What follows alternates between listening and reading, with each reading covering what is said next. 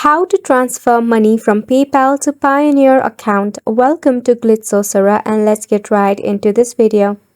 For this, firstly navigate to a browser that you prefer and launch your paypal.com.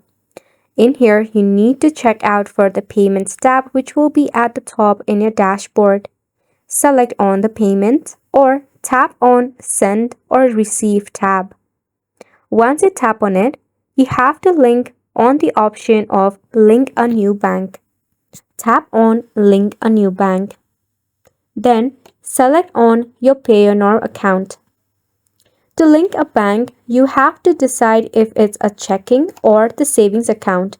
Enter the routing and account number and select your account name.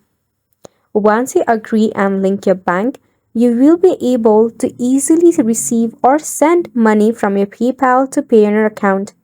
By sending it, you will also receive some of your deduction or some of the advance in your balance of your PayPal or Payoneer account. By that way, you can confirm if the money has been transferred to a designated account or not, which sums up the video as well. We hope that you found this informative and helpful to you. Thank you so much for tuning in.